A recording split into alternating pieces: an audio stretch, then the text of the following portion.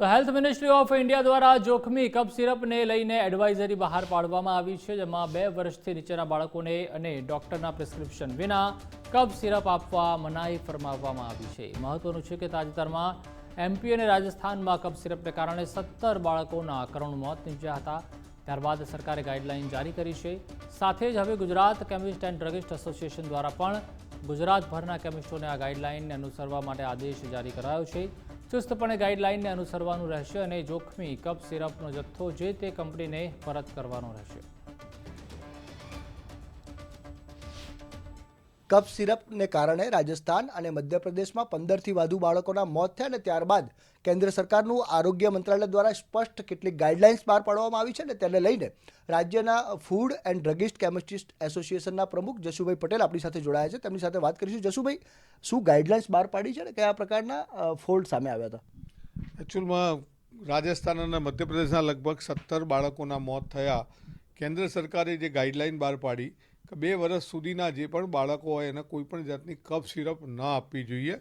અને આ જે કફ સિરપ છે કે જેના અંદર જે ફોર્મ્યુલા જે સરકારે ફોર્મ્યુલા નક્કી કરી હોય અથવા એફડીએ જે ફોર્મ્યુલા નક્કી કરી હોય એની અંદર જે ફોર્મ્યુલામાં ડીઈજી છે, ડાયથિલિન ગ્લાયસોલ જે છે એ એનું પ્રમાણ જે છે 0.01% હોવું જોઈએ, એની જગ્યાએ 46.28% એટલે 486% વધુ હતું, જે કદાચ લઠ્ઠાકાંડ જેવું કહેવાય।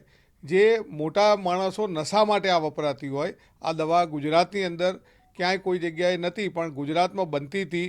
એ બંને કંપનીઓને રેડિનેક્સ ફાર્માસ્યુટિકલ અને સેફ ફાર્મા પ્રાઇવેટ લિમિટેડ જે છે એ બંને કંપનીઓને ગુજરાત સરકારે પણ બાન મૂકેલો છે કે ભાઈ આની કોઈ પણ દવા નહીં વેચવી નહીં। અને ગુજરાતનો તો ઓલરેડી વેચાઈ નથી, પણ જેવું સરકારે નોટિફિકેશન આપ્યું એવું અમે છેવાડાના કેમિસ્ટ સુધી આ નોટિફિકેશન કરી અને કોઈની પાસે પણ આ દવા પડી હોય તો કંપનીમાં ડિસ્ટ્રીબ્યુટર દ્વારા પરત આપવી। એટલે જે વસ્તુ જે લખેલી હતી, કારણ કે આજે 46.28% એટલે આપ સમજી શકો છો કે જો મોટો માણસ લે તો નશામાં વપરાય, તો આજે ગુજરાતમાંથી બની તામિલનાડુ જતી હતી, ત્યાંથી મધ્યપ્રદેશ અને રાજસ્થાન આવતી હતી, તો આવી કંપનીઓ ઉપર ઓલરેડી બાન મૂક્યો અને એ બહુ જ આરોગ્ય મંત્રાલયે આમ તો ગુજરાતમાં વેચાઈ જ નથી ને આવું કોઈ બનાવ નથી બન્યો, પણ આવું કંઈ ન બને એના માટે સેન્ટ્રલ ગવર્મેન્ટે હવે જે પહેલાં ભૂતકાળમાં આફ્રિકાની અંદર જે પરિસ્થિતિ થયેલી અને 65થી વધુ બાળકોના મોત થયેલા ત્યારે ગાઈડલાઇન બહાર પાડી હતી કે ભાઈ આવી કોઈ પણ દવા છે એને એક્સપોર્ટ કરતાં પહેલાં એનું ચકાસી લેવું જોઈએ, એના લેબોરેટરી રેપ થવા જોઈએ। ત્યારે ડોમેસ્ટિક માટે આ નહોતું। હવે સેન્ટ્રલ ગવર્મેન્ટે નવી ગાઈડલાઇન આપી કે આવી કોઈ પણ દવા હોય એ ઓલરેડી એના ટેસ્ટ રિપોર્ટ ના આવે ત્યાં સુધી વેચાણ ન કરવી।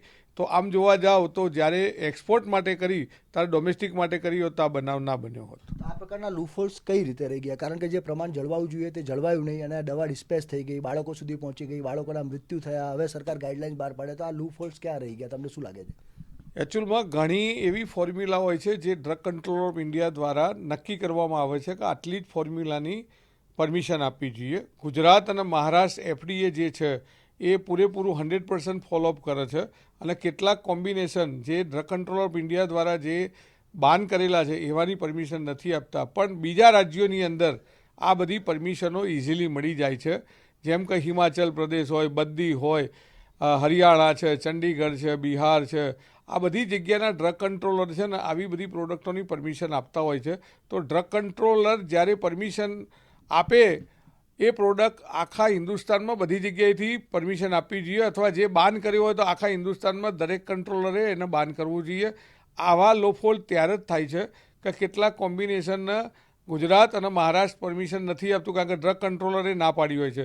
તો આ ફોર્મ્યુલાની અંદર જે ફોર્મ્યુલા છે એ ફોર્મ્યુલા મુજબ જો નાખ્યું હોત તો આ બનાવ ન બન્યો હોત અથવા કદાચ મોત આટલા બધા ન થયા હોત, પણ આજે 0.1% ડીઈજીની જગ્યાએ 46.28% જે નાખવામાં આવ્યો છે અને આની અંદર કાયદાની જે છટકબારીઓ છે તો આવા કેસમાં કાયદાની કડકમાં કડક કાયદાઓ બનાવવા જોઈએ કે દવા કોઈ શોખથી નથી ખાતું।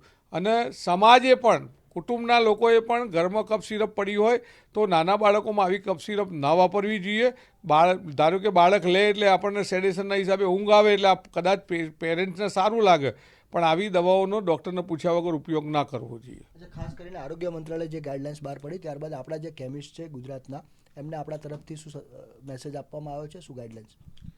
જે દિવસે આ બનાવ બન્યો ને ગુજરાત સરકારનું એટલા માટે અભિનંદન આપીશ કે જેવો બનાવ બન્યો છે અને વિધિન 1 કલાકની અંદર આપણા આરોગ્ય મંત્રીએ પ્રેસ કોન્ફરન્સ કરી અને જે ગાઈડલાઇન બહાર પાડી બપોરે લગભગ 12:30 વાગે અને 1:30 વાગે ગુજરાતના 32,000થી વધુ મેમ્બરોને આ મેસેજ પહોંચાડીને જેની પાસે પણ આ દવા અથવા આવી કોઈ પણ ફોર્મ્યુલા પડી હોય એ જે તે કંપનીને પરત આપી અને આવી દવા ન વેચવી એવું અમે ઓલરેડી વિડીયોના માધ્યમથી અને જે સરકારે નોટિફિકેશન બહાર પાડ્યું અમારા લેટર પેડ ઉપર દરેક મેમ્બર સુધી જાણ થાય એવા પ્રયત્ન કરીને જે દવા આવી હતી એ બધી પરત આપી દીધી. બિલકુલ. તો રાજ્યની તમામ જે કેમિસ્ટ છે તે એસોસિએશન તરફથી સ્પષ્ટ સૂચના આપી દેવામાં આવી છે અને તમામ જે દવા છે તે પરત આપી દેવા માટેની સૂચના છે. અને બીજી તરફ 2 વર્ષથી નીચેના બાળકો હોય તેને આ પ્રકારની કફ સિરપ વેચવાની પણ પ્રતિબંધ ફરવામાં આવ્યો છે. કેમેરા પર્સન ગજરાજ સાથે સંજય જોશી, ગુજરાત ફર્સ્ટ, અમદાવાદ.